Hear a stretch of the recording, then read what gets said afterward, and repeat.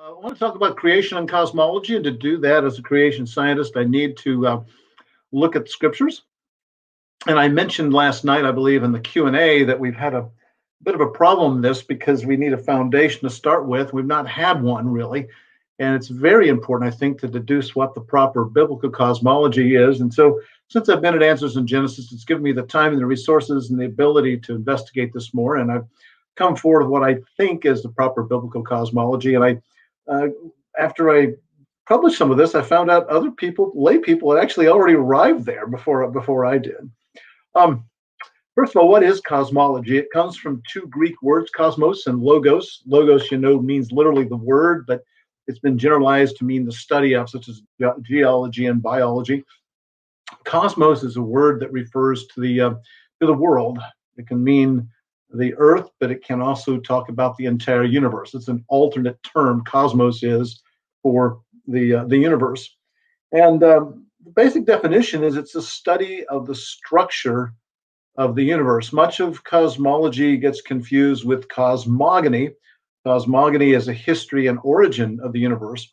And the two overlap, I suppose, but they are separate terms. And I think the cosmology of the Bible is a little ambiguous. For instance, the Bible doesn't really address the question of geocentrism or heliocentrism, though some people seem to think that it does. But the cosmogony is clear enough, and I'll be going through some of the cosmogony today and picking up a little bit of the cosmology that we can sort out of that as well. And so, what do we know about the cosmic or the astronomical creation from Genesis 1? Well, we have the first mention of something like that in verse 1, the creation of heaven and earth. That's the opening statement. In the beginning, God created the heavens and the earth. And then we have on the day 2, this thing called the Rakia, and it's discussed in verses 6 and 8, the day 2 account, and it's been variously translated. In older English translations, it's translated as firmament. In more modern translations into English, it's translated expanse, and I'll talk more about that in a little bit. And then we know on day 4, God made the astronomical bodies. And so those are basically the three clues we have of cosmology coming in, astronomical bodies coming in on the Genesis 1 6-day creation account. And there have been many attempts to wed the Bible to current cosmology. I will give 2 examples from history here, and it will then both times led to disaster, as it turns out. And so it should be a very important warning, a caution to us not to be very careful we don't make the same mistake all over again. Now, to the ancient Greeks, by the time of, certainly before Aristotle, I would think by the 4th century BC or 5th century BC, they had developed this idea of what we call the celestial sphere. And then they had this thing called the Ptolemaic model that came about. And both of these, at various times, for various reasons, were wedded to the cosmology of the Bible, and people attempted to read the cosmology of the Bible in this way. And again, those are the disasters that I already alluded to. Okay, and then today the most obvious thing that people are doing is the cosmology, or more properly, the cosmogony of Big Bang. That is being wedded as well, and I think it's a mistake as the other 2 were as well. So the ancient Greek cosmology. Here's a little model of this. I took this from my lab, a photograph from my lab where I used to teach at USC Lancaster, and we have some similar models we use here for workshops at the Creation Museum. You'll see a plastic sphere there. This one's about 16 inches in diameter. And then there's a smaller globe on the inside. You can see South America, if you look very carefully there, on that globe. And if you can blow it up and look at it, you can see little yellow dots on that globe. Those represent stars, and it's got some lines to represent the constellation outlines and a few other things. You'll see a little rod there going from the upper right to the upper left with a little yellow ball on the end of it. That represents the sun.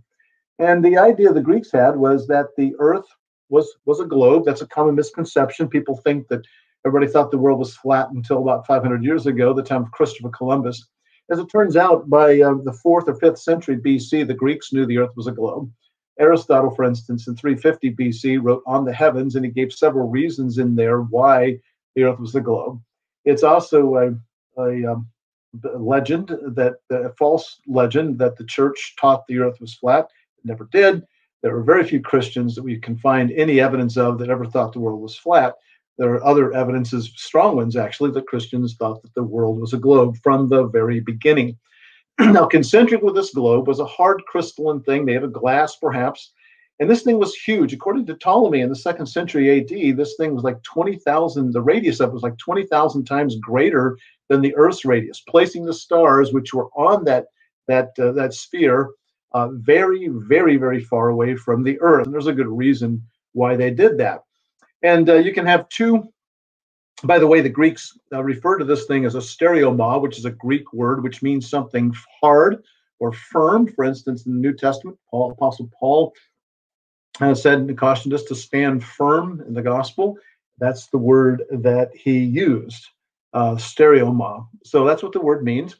And the Greeks thought of this as being a real sphere, a real hard, transparent disk with the stars attached. Now, you may wonder why we use these globes in my labs at the university, and why we have some globes we use in workshops here at the Creation Museum.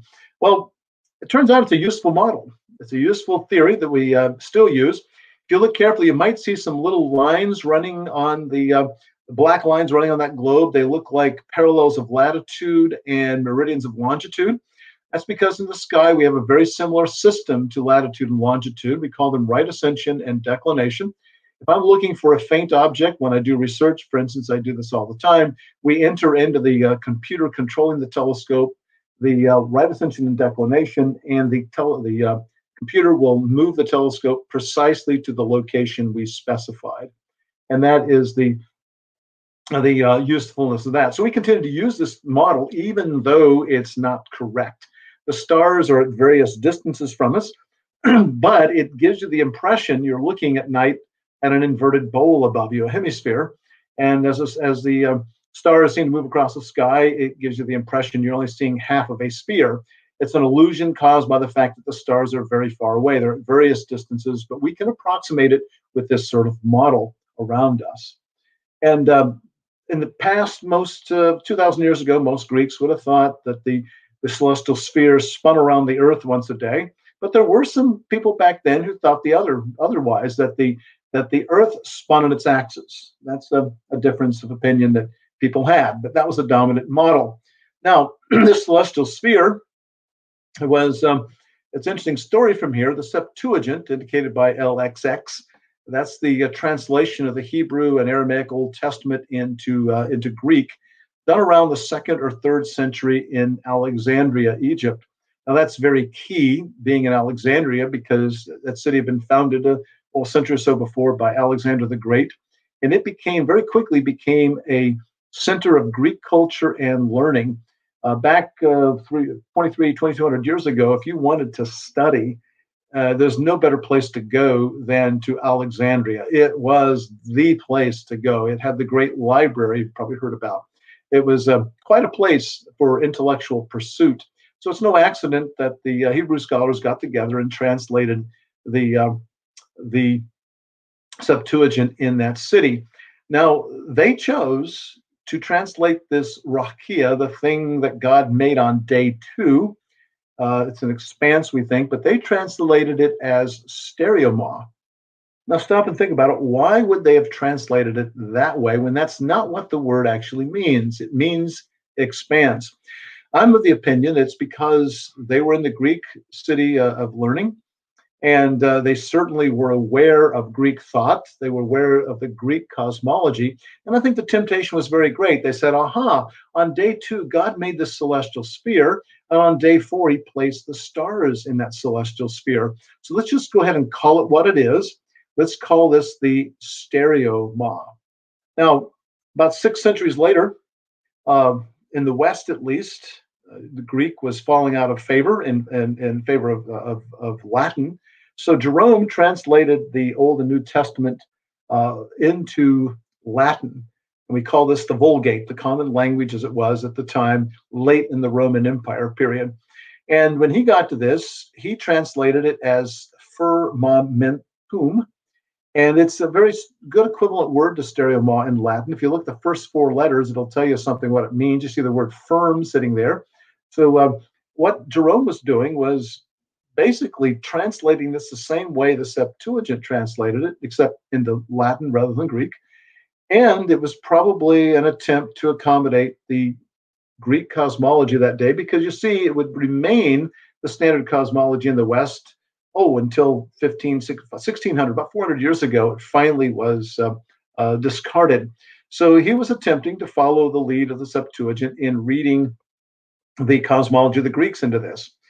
And then many early English translations transliterated this as firmament. They didn't translate it. They just created a new word in English. And I think I recently discovered how this happened.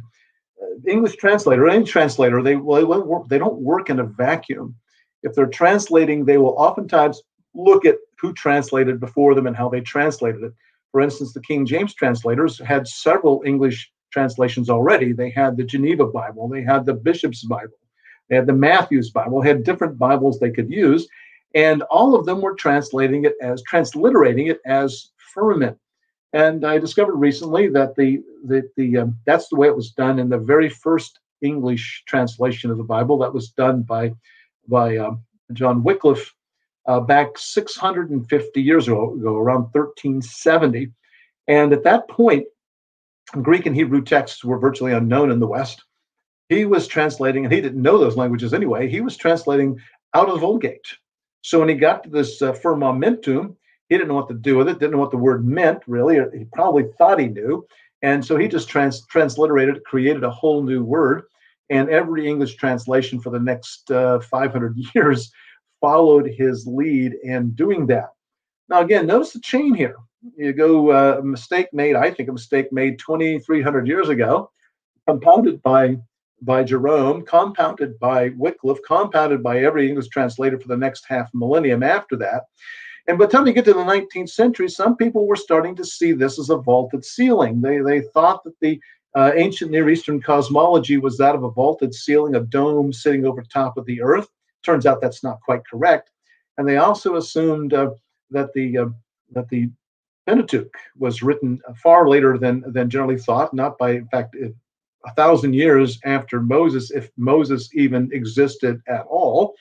And of course, that's definitely not true. That's no less short than an attack upon the inspiration and authority of Scripture. And this idea of a vaulted ceiling started appearing in the 19th century, coinciding with skeptics starting to attack the Scripture on all sorts of issues, including this one. And this is still put forth by many people by what Genesis and the rest of the Bible teaches. Paul Seeley is one from the 1990s, more recently, John Walton, and also Michael Heiser. Michael Heiser is probably the worst. The BioLogos software includes his little drawing with all this in there. And so he explicitly teaches that the Bible teaches a flat earth with a dome over top. Of course, Heiser doesn't believe that cosmology, but Heiser at the same time upholds the authority of Scripture and inspiration of Scripture. How we can do that, I don't know. It's a mystery to me, but it's a problem for me and other people as well. Now, here is a famous engraving. It's called the Flammarion engraving, and many people recognize this, find it quite familiar. And of course, they recognize it as a medieval engraving showing how this worked. You can see the sun over to the right. There's a dome there with the stars and the moon in it.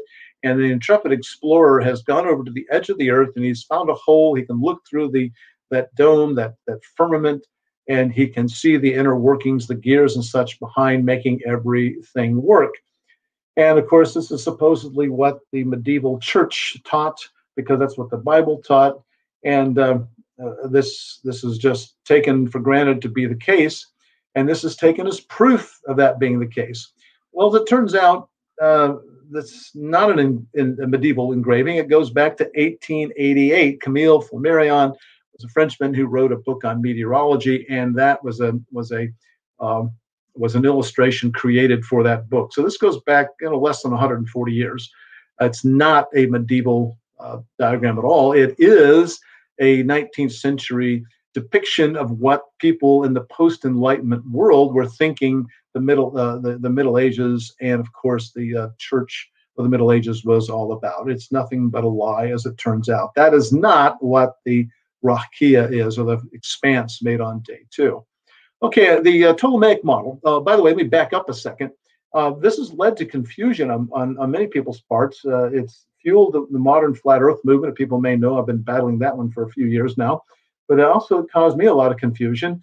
I decided to become a creation astronomer a half century ago in high school, and I thought, well, I need to find out about the cosmology of the Bible, and I began reading intently the creation account, and I got to this thing called the firmament, and I was buffaloed. I didn't know what that was, and my father couldn't help me. Nobody I knew could help me. None of the meager resources we had could help me.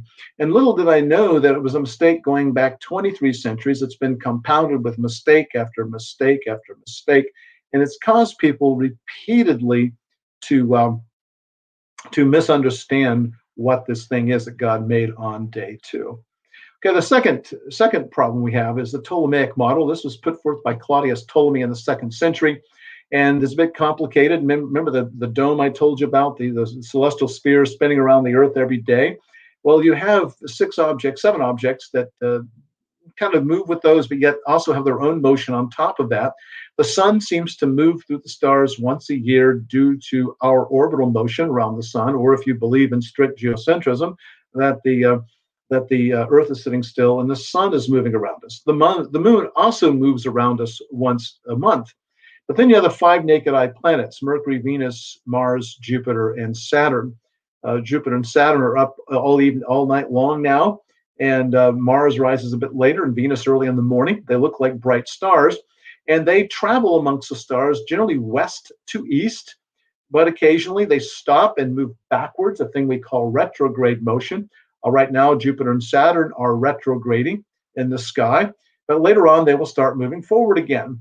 Now, what causes this is Jupiter and Saturn are farther away from us, from the sun, than we are. They're moving more slowly on a larger track around the sun, and as we pass them from time to time, we leave them behind. It's like passing a car on a highway. That car seems to be moving backwards. And Venus and Mercury, when they pass us up, it does the same thing. They seem to be moving backwards from our perspective. In reality, they're moving forward. Now, that's easy enough to see. Now, how do you do that in a geocentric model? Well, I've got an illustration here to show that. Let Mars be that little red dot there, and it's moving around on a small red circle called an epicycle. The Earth is at the center of that, and you can see that as the Mars moves around that little epicycle, the red circle, the epicycle in turn moves around a larger circle. It's kind of yellow color. That's the deferent. And notice that they have 2 different sizes and 2 different speeds. The white dot marks the progress of the little epicycle. You notice every time they have distant stars to the right, those little asterisks, and there's a white line running between the Earth and Mars. And you'll notice from time to time when Mars passes on the near side of us, it seems to move backwards like it is right now. And then it seems to move forward again. So let this run several times here so you can see it. It's got that motion, again, retrograde, and now prograde, or forward motion once again. And what Ptolemy did is he adjusted the sizes and the shapes, and the sizes and the speeds of those 2 motions. And he was able to get a pretty good fit. He could fit the motions of the 5 naked eye planets very nicely. He had to do a little bit of that for the moon and the sun as well. They didn't retrograde, but they had some other irregularities to smooth out. The planets did bop up and down a little bit. That required another epicycle going the other direction out of the perpendicular plane of what we're seeing here. Now, that motion, that second little bobbing up and down, is caused by the fact that their orbital planes are inclined slightly to ours.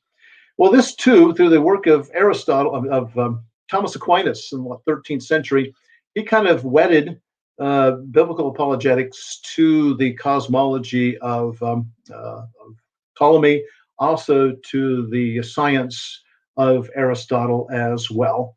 And this was a big mistake, because Aristotelian physics now became wedded to Christian theology at that time, as well as the Ptolemaic model.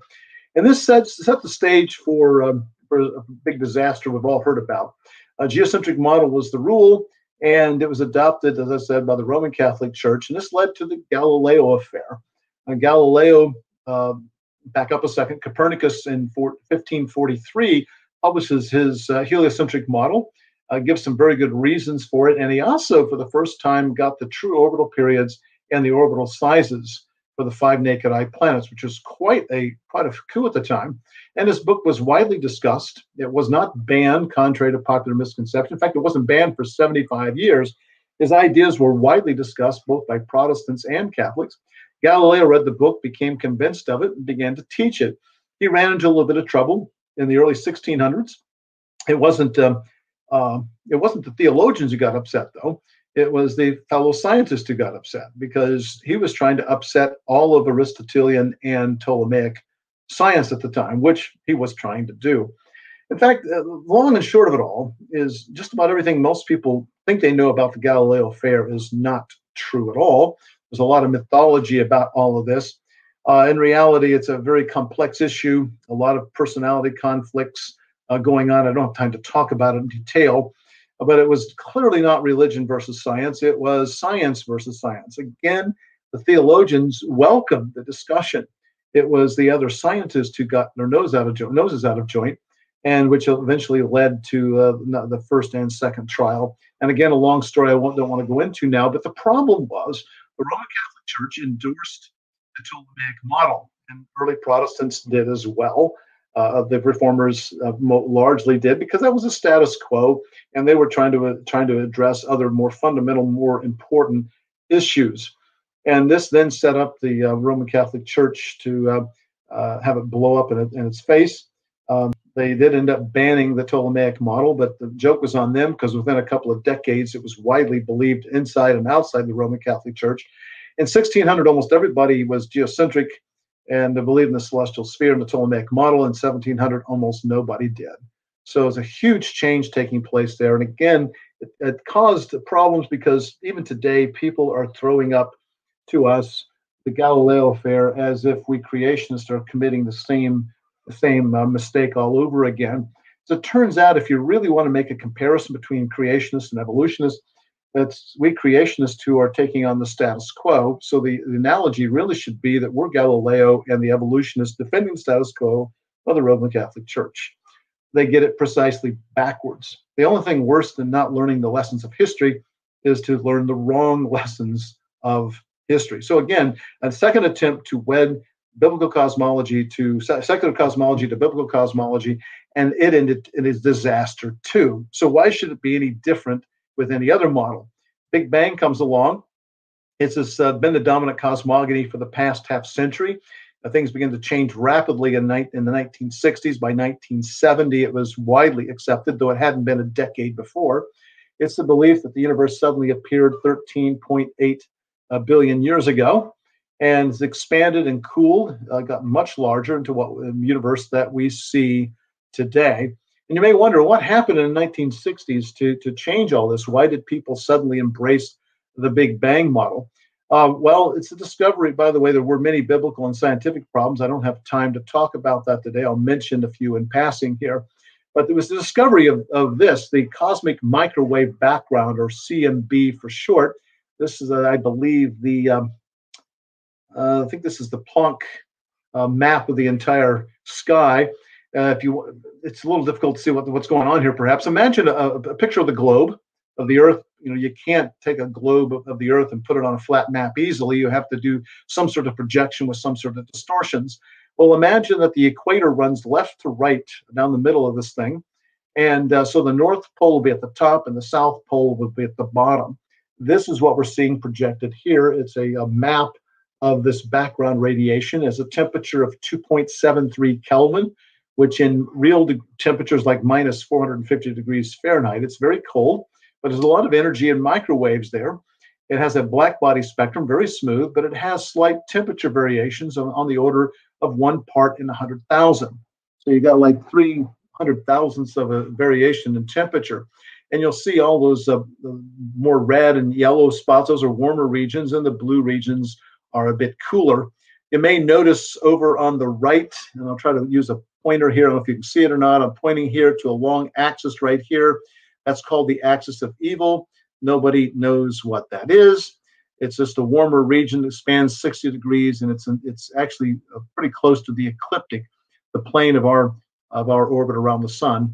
Down here is what's called the cold spot. It's a very large structure that's colder than average, and again, nobody knows what that is. It doesn't fit in with the model at all.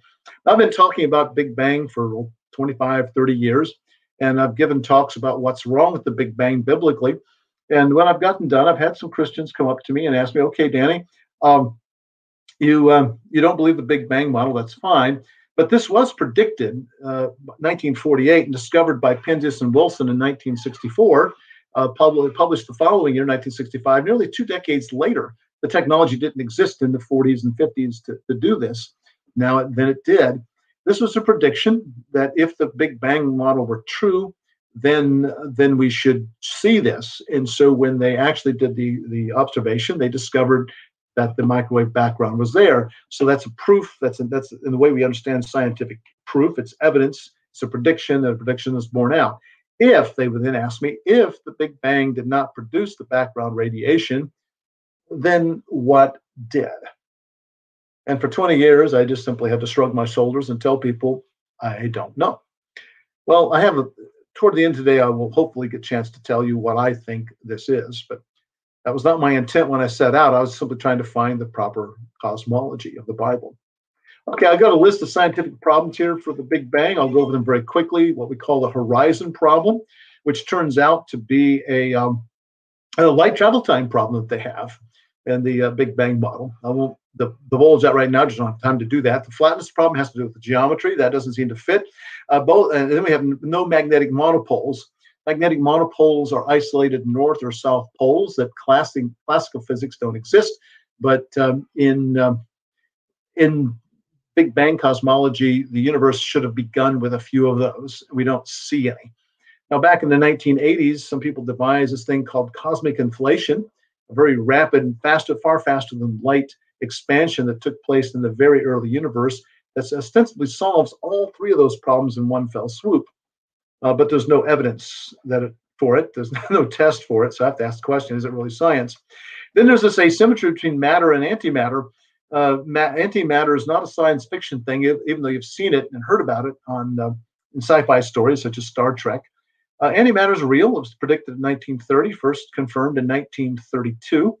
But we can create antimatter in certain experiments, but it doesn't last very long. It meets up with its matter counterpart and then annihilates in a poof of energy. But according to the Big Bang cosmogony, the universe should have equal amounts of matter and antimatter. If that were the case, we would see erupting destruction of antimatter and matter as they met each other across the universe. We don't see that. So it's very clear the universe is dominated by matter. Why? Well, there's no answer for that. I already mentioned the axis of evil and the cold spot. No reason for that. And the model continually changes. I sometimes contrast the Big Bang model of today of, say, 30 years ago or 40 years ago. It bears almost no resemblance to it. Yet at the time, they believed that the model was absolutely positively true. And they say the same thing today, even though, again, the models bear no resemblance almost. And I asked people, what's the model going to look like in another 20 or 30 years? Well, I don't know, but I'm pretty sure it will be very different than today's model. And again, there will be absolute confidence that it's true. Such a model like that cannot be falsified. And that's an important thing in science. You have to at least have the hypothetical possibility of disproving a model. But if you can continually change it to meet with any new difficulty, then you can never stump it. You can never disprove it. So again, I have to question, is it even science? But enough said on that front. As far as the biblical problems, there's great time involved, billions of years, as opposed to just thousands of years, or 6 days, actually. The order is wrong. For instance, light exists before the earth and stars before the earth, but we know that that the stars were made on day 4 and the earth was made before that. So I mentioned last night that the solar system, including the earth, is a Johnny-come-lately. The universe, in the atheistic worldview, in the Big Bang universe, the Big Bang happened, and over the next 9 billion years, you had countless stars that formed and even died, and they continue to form, and then the earth comes along. Well, that's very contrary to what the biblical account of creation says. Furthermore, the the heavy hitters, the direction of research, the heavy hitters in the Big Bang model are taking an atheistic approach to things. There is no theism here. You find some Christians that come along after the fact, trying to put a Christian smiley face sticker on it, saying, "Well, that's how it happened, and God did it." But that's rather lame. If this is such a clearly taught thing in Scripture, then why weren't Christians out front with this model long before the atheists and agnostics were? So there's a host of scientific and biblical problems, but my job today is not to diss the Big Bang model, just to offer, again, a cautionary tale. Do not, or at least be very careful when you attempt to understand the Bible's cosmology in terms of man's cosmology, particularly in the day that we live. Having said that, I will marshal on. As long as I'm warned, I can forewarned. I can be very careful on this. But I'm a person too. I'm a human, and I can fall into this trap myself of reading Scripture in terms of what I think we know today, based on the cosmology we know today. But again, if I know about the danger, I can at least compensate for that. All right, Genesis 1:1 says, "In the beginning, God created the heavens and the earth." Now, what does that mean? Well, heavens, the word there is shemayim, and you'll notice that some versions of the Bible say heaven, some say heavens. It's because it's a dual form. There is no singular form for the word heaven. Shemayim, it's plural, and there is no singular. So maybe it's a little like the word deer, deer in English. You can have one deer, or you can have two or more deer. The context is not clear, particularly if it's the object of a sentence. If I said, for instance, "Look at the deer," you'd have no idea if I was talking about one or more than one. But if I said the deer is doing this or the deer are doing that, then you would know the difference, because it's the subject of the sentence, and I'm using a plural or singular verb. The problem is the 420 times or so that the word shemayim occurs in the Old Testament. It's only the subject of the sentence, I think, about twice. Usually it's the object of the sentence. So it's the sense of the translator how to translate it. It doesn't matter in Hebrew, but it matters tremendously in English. That's one of the nitty-gritties. But besides that, nitty-gritties of translation, besides that, what does it mean there when it says heavens and earth? Now, Henry Morris and John Whitcomb were favorable to this, referring to the creation of the astronomical world, space of the universe. And I believe that myself for many years, but I've recently changed my mind on this. Okay, the next mention is on day 2, God made this rakia, again, firmament in older English translations, expanse in more modern ones. And what are these words again? Well, firmament is rakia. Got there a transliteration into English from the Hebrew lettering. And it only occurs 17 times in the Old Testament. One way to figure out what a word means many times is to see how it's used. Well, part of the problem we have is 9 of those times are in Genesis chapter 1. That's the majority of the times that it's used, which means that I'm trying to figure out what it means in chapter 1, and yet that's the majority of the occurrences. That's not very promising. It turns out the 5 times or so it occurs in the book of Ezekiel, I am convinced it's talking about something else entirely. So now that 17 shrinks down even less than we had before. So trying to figure out what it means is not an easy matter. Heaven's a little easier. It's shemayim. It's referring to things above us. It's generally understood in 3 ways. It can refer to the place where birds are, and maybe clouds are found. It's also the place where astronomical bodies are found, and also it refers to the abode of God. How do you know which one is being meant? Well, in most cases, or many cases, the context will tell you. However, in verse 1, the context doesn't help much at all. Now, does it? It could mean the astronomical realm. It could mean the heavenly realm, I guess, where God is. It could refer to the atmosphere. It could refer to some or all of those. It's just not clear at all in that first verse. Again, of course, 420 times. Sometimes it's translated sky or other things, but it's just lofty things above us. And it's usually done, as I said, heaven or heavens. I think in the King James, 398 of 420 times it's heaven or heavens, depending on the context. The other 22 times, other things such as sky. Okay, what does the rakia mean? Well, it comes from the word raka, which is a verb, and that means to stamp out or beat out. For instance, when they were beating out silversmiths and goldsmiths, beating out gold or silver. The word raka is used. It's also used at one point for bronze being stamped out. It also can refer to the stamping of the foot as well. And generally, the action then is applied sometimes to a metal such as gold, but it doesn't have to be. That's just one time it's applied there. Now, some people say, aha, this is an action being applied to something, a metal, and what do metals have in common? They're hard, so therefore, this is talking about stamping out something hard. Therefore, the rakia, the noun from this, must be something hard. That's the reasoning some people get to this being a dome or being a hard celestial sphere. Now, that's not the way this works, however. The emphasis is not upon some property of the object of the verb. The emphasis is upon the action of the verb. People miss this point entirely. Whenever you want to make a noun out of a verb, you don't worry about the thing that might have this action, the verb acting on it, but you want to work on the action of the verb itself. For instance, I will use the word expand. It's a verb that comes from the French, and it does come to English as a verb. And so if you follow the reasoning, the faulty reasoning I just mentioned here, then you might say, aha, what gets expanded? Well, a balloon gets expanded.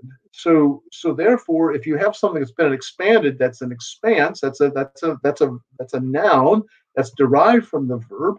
Then the expanse must always positively, in every case, be either something made out of rubber or something stretchy. Well, that doesn't follow at all. The word expanse refers to something that's been expanded. Again, the rules of grammar are such that when you make a verb, a noun out of a verb, it's the meaning of that noun always derives from the action of the verb. So when you pound out something, you are stretching it out, you're spreading it out, you're making it thinner. That's what's happening with gold and silver as it's hammered out. And that's gold, for instance, is mentioned when they were making the vestments for the high priest in the tabernacle in the Pentateuch. They were to take this gold leaf, pound it out, and then cut it into strips and weave that into the cloth. They were stretching out this thing. So you have this thing being stretched out. Incidentally, we have 11 times explicitly mentioned in the Old Testament the stretching out of the heavens. I think it's talking about this sort of thing taking place. Now, Genesis 1, 6 through 8, that's where we find it. Let's read this here. It says, and God said, and I'm going to use the word rakia and shemayim here for rakia instead of expanse or heaven or whatever. And God said, let there be a rakia in the midst of the waters, and let it separate the waters from the waters. And God made the rakia and separated the waters that were under the rakia from the waters that were above the rakia. And it was so. And God called the rakia shemayim. And there was evening and there was morning, the second day. Now, I chose to read that with rakia in shemayim because I didn't want to bias how this is going to be translated. That's the problem. If you read it as expanse, some people may get upset. If you read it as firmament, I'm going to get upset. So I don't like to use either one sometimes in the context like this. But you can see it's mentioned a lot there. Whatever it is, it's made there. And we can just make a few points here, note a few things about it. First of all, this is on day 1 and day 2. God makes the heavens and earth on day 1, it says, and on day 2, it says that he makes this expanse, and this rakia. And notice what its purpose was. The purpose of the rakia was to separate the waters or divide the waters. You're supposed to have waters below and waters above. The waters below are simple enough. I think it's probably referring to surface water on the earth, such as oceans and lakes and so forth. Waters above, now what is that? There's obviously water up there. Is it water in the atmosphere and clouds and humidity causing rain, or is it something above that as well? People have different opinions on this. Then it says that God made the stars on day 4. They don't come into the picture until 2 days after this. Now, notice that he called this thing he made, this rakia, and he called it shemayim, or heaven. Now, look back again. In verse 1, it says, in the beginning, God created the heaven and the earth. And then it says in the second day 2 account, verses 6 through 8, he makes this thing that he now calls heaven. So did God create the heavens twice? That would seem to be what's going on here. Well, different ways to handle this. Again, I said Morris and Whitcomb handled this by saying that the first thing being talked about there in verse 1 was the space of the universe and what we call outer space today. And then on day 2, God made something a bit smaller than that. It's this atmosphere on the earth. And the waters above, they identified with the canopy model, which used to be very popular among creation scientists, but it's not anymore.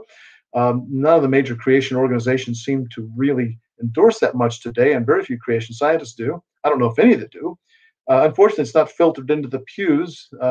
Many times you teach this, and people are saying, "What? The canopy isn't around anymore?" Well, yeah, you didn't get the memo. We've been abandoning it for a very long time. Yeah, what about the day 4 account? It says, "Let there be lights in the Rakia of the Shemayim." That's in verse 14.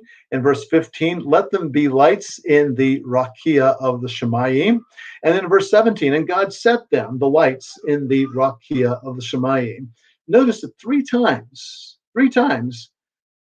the Lord has the Rakia of Shemayim mentioned. Now, why is it mentioned 3 times? I think for emphasis, maybe to get across to us that this might be important. Why else would you repeat it? And also, he put the two together, expanse or Rakia and Shemayim. There's a prepositional phrase there, but tying them intimately together.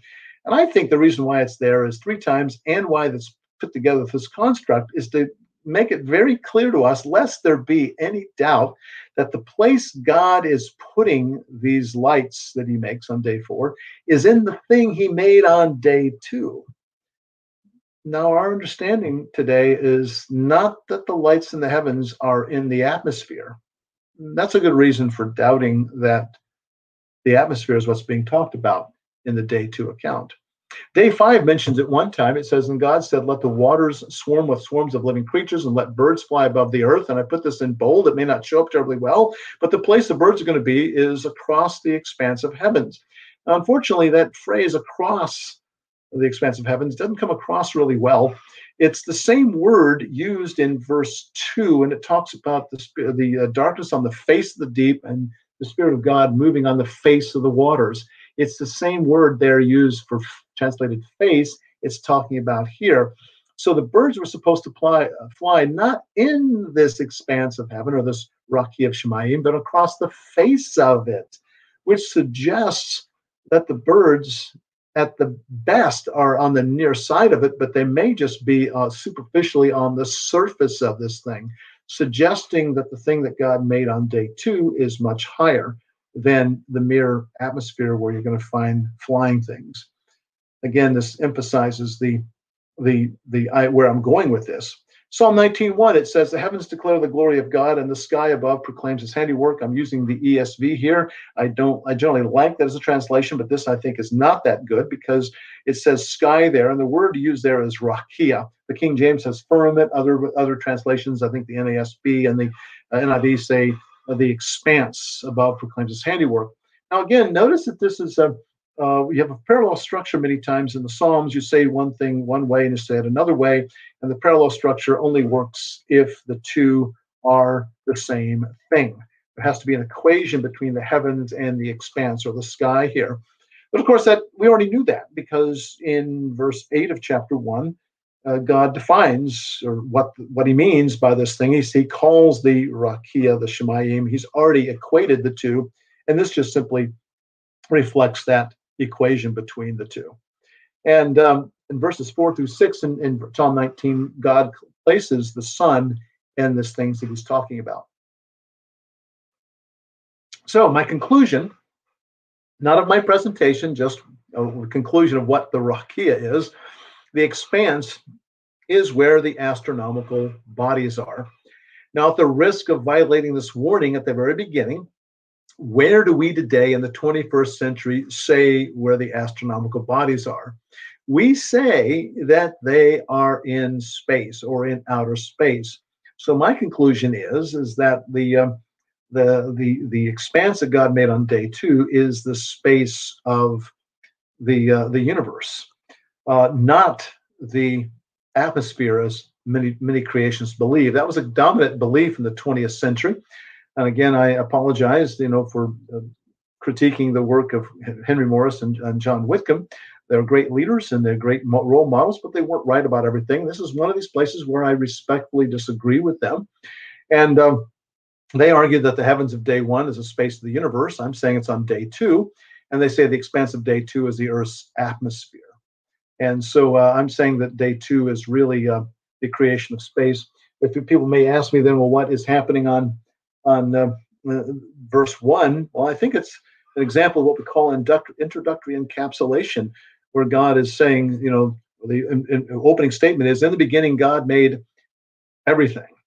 And merism, it's a merism when you say heavens and earth. It's a very effective way of saying everything included. It's like saying if I searched high and low for something, it doesn't mean that I looked on the bottom shelf and the top shelf and ignored everything in between. No, it means I looked at the top and bottom and I looked in between as well.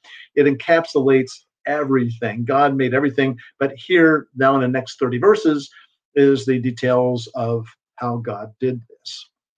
So the canopy model was this shown here in a little diagram. We got the Earth separated by the Earth's atmosphere with a canopy above of water. It's supposed to block out certain harmful radiation.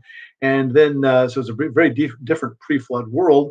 It collapsed then as part of the waters for the flood. And again, most creation ministries have abandoned this. It's largely rejected. One of the problems we have is that Psalm 147, 148 talks about praise ye waters above the heavens, as if the waters are still there. Well, this is a post-flood psalm, so why is it talking about the waters above the heavens if they're not there anymore? So if we've abandoned the canopy model, then shouldn't we reevaluate the cosmology on which it's based? And that's what really I found shocking a few years ago when I began looking at this more in depth. You know, most creation scientists have walked away from the canopy model, but we never went back and redid the cosmology, which caused me to go in and study this deeply. And I sought a lot of help from some Hebraists I know. I don't know Hebrew, but I know people who know Hebrew very well. And I was picking their brains quite liberally and trying to deduce what's going on here. So the straightforward reading of Genesis 1 is that the expanse is space, and I would include probably at least part of the atmosphere. Got to realize that the atmosphere and space, these are modern concepts. These are modern cosmology. So again, let's be careful how we don't imprint this on Scripture. Furthermore, where does the atmosphere end and the space begin? The division sometimes is called the Kármán line, but even that's defined different ways. One definition is 100 kilometers, which is 62 miles. Another one is 50 miles. And there are other definitions as well. You see, we don't go up and suddenly the atmosphere ends and space begins. It's a transition from one to the other. So it's a fuzzy boundary. It's not a distinct boundary. So I think that the expanse of day two probably includes much of the atmosphere, and maybe all of it too. I'm not sure. Does it really matter? I don't think so. And so what is the creation of Genesis 1:1? I think heaven and earth is a merism, as I already suggested, that it encapsulates everything that God made. He made everything, and here are the details to follow. There are other examples of introductory encapsulation found in the book of Genesis. For instance, one of the dreams of Joseph. It says that Joseph dreamed another dream, and his brothers hated him even more for it. Well, with all just that, you have to ask the question, well, what happened there? It goes on for a couple of verses to explain what the dream was all about. But it simply introduced the account and then gave the details. And I think that's what Genesis 1:1 may be doing for us, introducing the creation account and then giving you the details that follow. And I would say then the creation account after the introduction picks up in verse 2 and probably runs through verse 3 of Genesis 2. There is a nice little summary there that works nicely at the beginning of chapter 2, but maybe it would work just as well as the conclusion of Genesis 1. Remember, the chapter and verses divisions are not inspired text. Okay, an interesting development is this. As an astronomer, when I began to develop this idea a few years ago, I reached three startling conclusions, at least to me as an astronomer are startling. One is the fact that if this is correct, then it suggests the universe has an edge to it. And that's mind-blowing. It would suggest to me that it's not just a matter of distribution of matter. That would be bad enough, but it might even suggest that space ends at some point. Not sure about that. But if space ends, I have a hard time with that. I remember having one of my earliest discussions or thoughts about this goes back really before I started school, believe it or not. I was talking to a couple of kids in the neighborhood. They were older. One kid, I think, was 9. He knew a lot more than I did. And we were talking about space. And the idea of most of the kids was that space just went on and on and on and on and on and on, never ended. And I had a hard time conceiving of that. But on the other hand, if you think about it long and hard, when I got older, particularly, space having an end to it was that's problematic too. Neither one really works very well. I eventually adopted this idea that space is curved back on itself, so there is no edge, but the universe is finite. It kind of doubles around. It's like the surface of the Earth in 2 dimensions. If you go around and around and around and around the Earth, you'll never get to the edge. But on the other hand, there's only so much of it, and the universe could act that way. I've since changed my mind. I now believe the universe probably has an edge to it. Number 2, the universe, since it has an edge, probably has a center.